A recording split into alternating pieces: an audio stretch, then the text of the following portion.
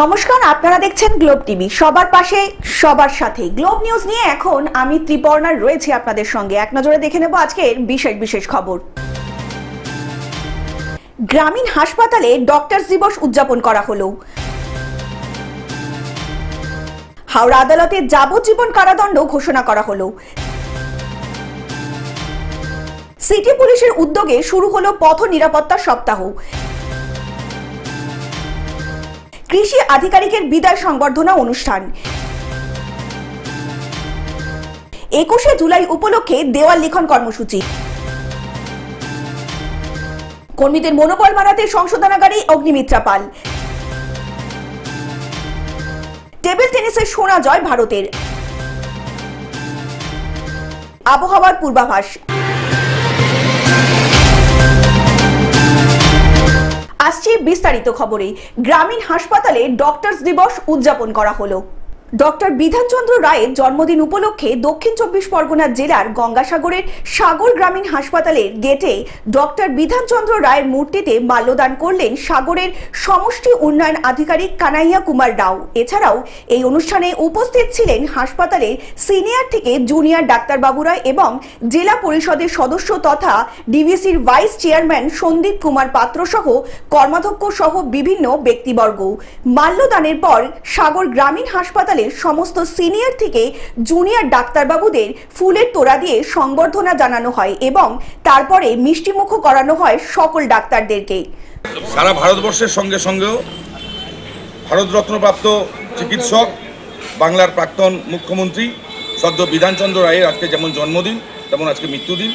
সারা ভারতবর্ষের সঙ্গে সঙ্গে আমরাও সদ্যমন্ত্রী বঙ্কিমচন্দ্র হাজরা মহাশয়ের উদ্যোগে এই বিধানচন্দ্র রায়ের প্রতিকৃতিতে হাসপাতালের মেন গেটের কাছে সামনে যে বিধানচন্দ্র রায়ের প্রতিকৃতি আছে ওখানে মাল্যদান করলাম এবং ডাক্তারবাবু আমাদের বাকির বাবু উপস্থিত আছেন, ওনাদেরকেও আমরা সম্বর্ধিত করলাম যাতে আগামী দিনে চিকিৎসক তাদের পরিবার তার ভালো থাকে এবং যাতে সারা জীবন ধরে মানুষের যে চিকিৎসকদের যে শুভ মানুষের দুরারোগ্য ব্যাধি চিকিৎসা করে থাকেন তা যেন আরও ভালো করে করতে পারেন, তাদের প্রতি সেই শুভাশিস জানালাম।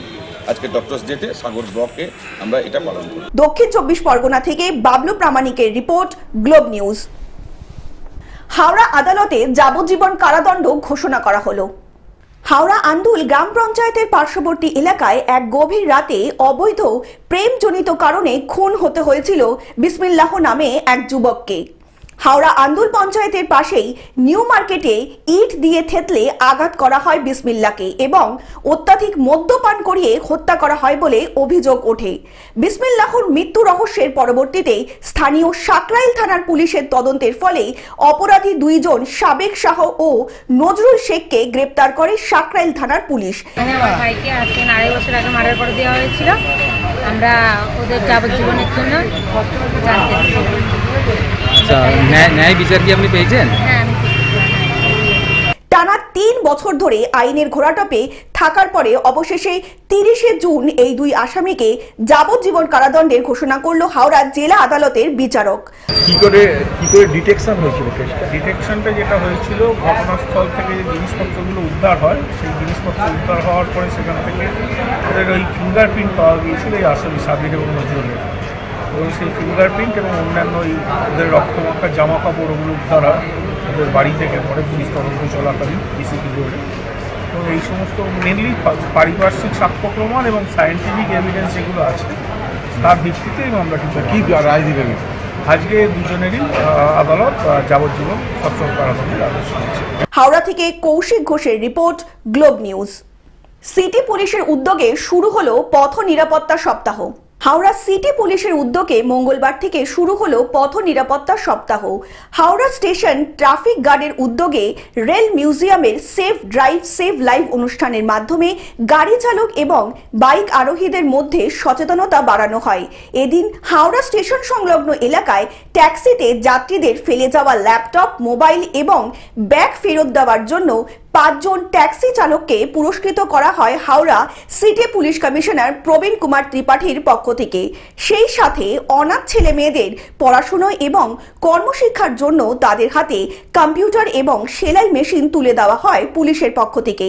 গাড়ি চালকদের মধ্যে সচেতনতা বাড়াতে এই উদ্যোগ নেওয়া হয়েছে, যাতে শহরে দুর্ঘটনার সংখ্যা অনুযায়ী কম থাকে বলেই জানান প্রবীণ কুমার ত্রিপাঠী। আজ থেকে আমাদের পুরো রাজ্যে রোড সেফটি উইক স্টার্ট হলো। এটা 1 জুলাই থেকে 8 জুলাই অবধি চলবে। তো আমরা তো এমনি পুরো বছর সচেতনতামূলক প্রোগ্রাম করতে থাকি।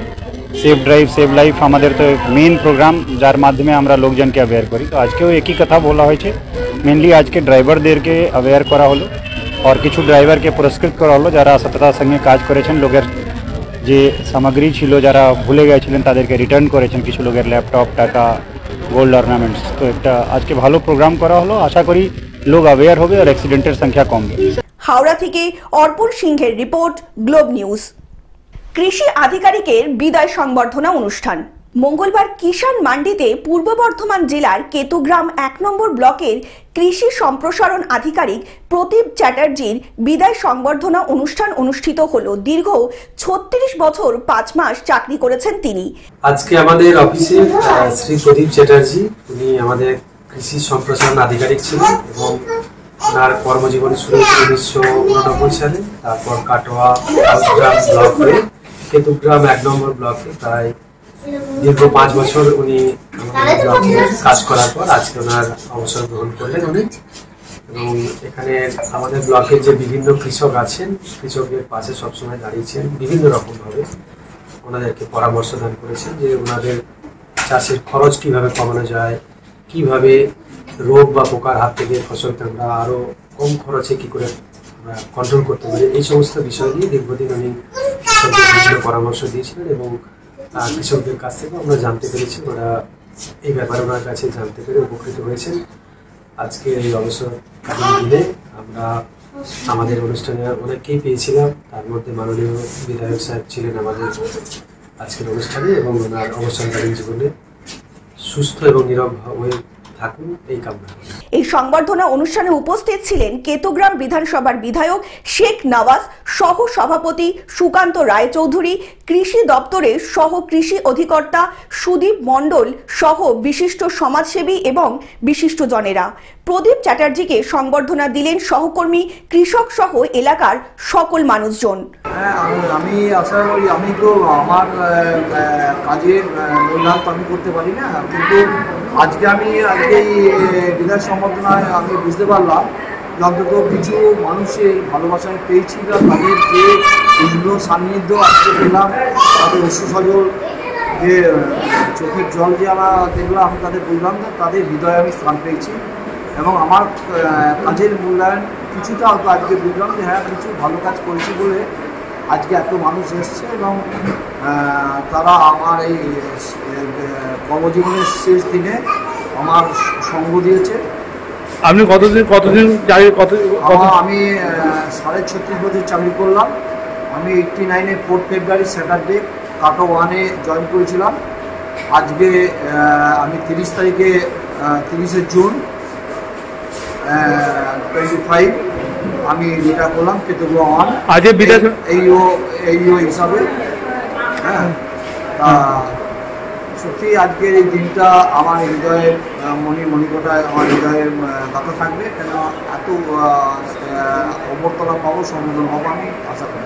পূর্ব বর্ধমান থেকে রাহুল রায়ের রিপোর্ট, গ্লোব নিউজ। 21শে জুলাই উপলক্ষে দেওয়াল লিখন কর্মসূচি।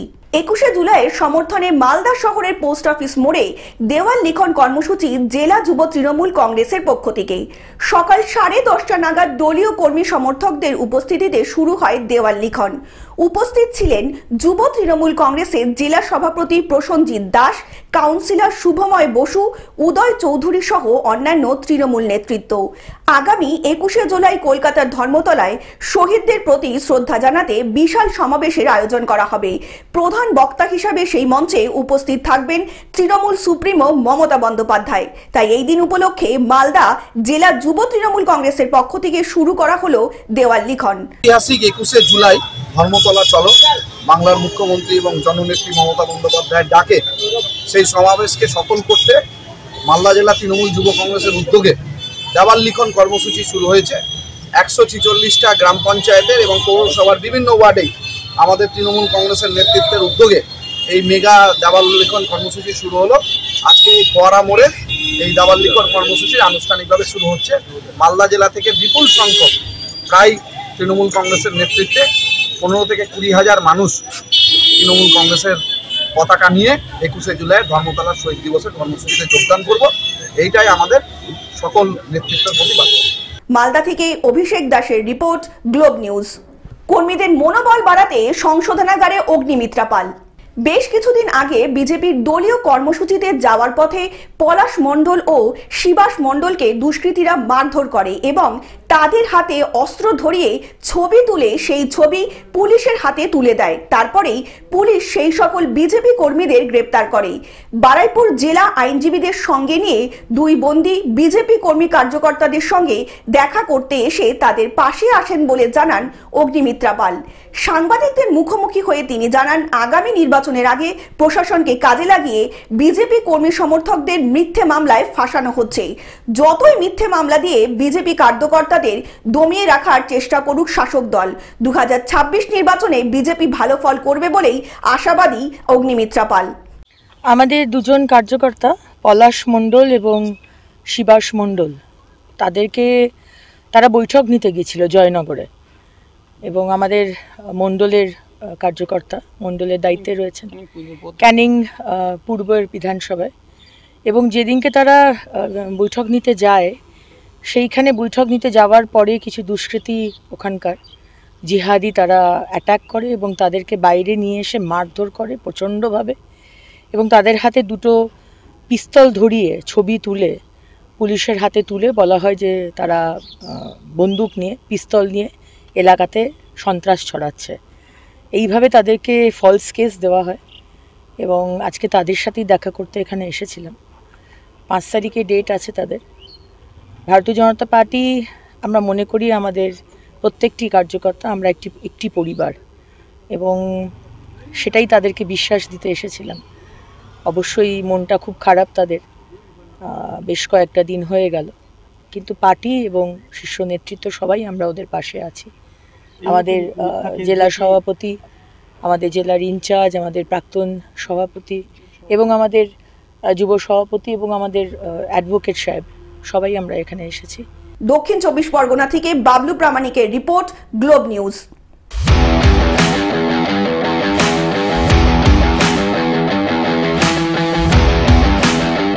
টেবিল টেনিসে সোনা জয় ভারতের।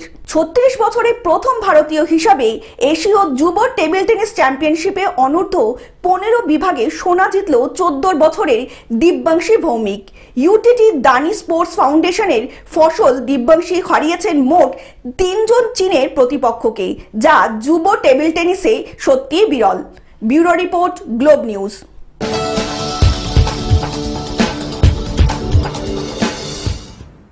আবহাওয়ার পূর্বাভাস। বঙ্গোপসাগরে তৈরি হওয়া নিম্নচাপ এই মুহূর্তে পশ্চিমবঙ্গের উপর থেকে সরে ঝাড়খণ্ডের উপর অবস্থান করছে। ফলে বুধবার দক্ষিণবঙ্গে ঝড় বৃষ্টির পরিমাণ কমবে, তবে কলকাতা সহ দক্ষিণের কয়েকটি জেলায় বজ্রবিদ্যুৎ সহ কয়েক পশলা বৃষ্টিরও সম্ভাবনা রয়েছে। দক্ষিণবঙ্গে ভারী বৃষ্টির সম্ভাবনা কম। বুধবার উত্তরবঙ্গের কোথাও কোথাও বিক্ষিপ্তভাবে ভারী বৃষ্টির সম্ভাবনা রয়েছে। Bureau report, Globe news. Television ছাড়াও গ্লোব টিভি এখন সমস্ত সমাজ মাধ্যমে উপলব্ধ। বিস্তারিত জানতে ফোন করুন আমাদের টোল ফ্রি নাম্বার 1800891974 অথবা লগ ইন করুন আমাদের ওয়েবসাইট www.globetv.in এ। গ্লোব নিউজ এখন এ পর্যন্তই। দেখতে থাকুন গ্লোব টিভি, সবার পাশে সবার সাথে। নমস্কার।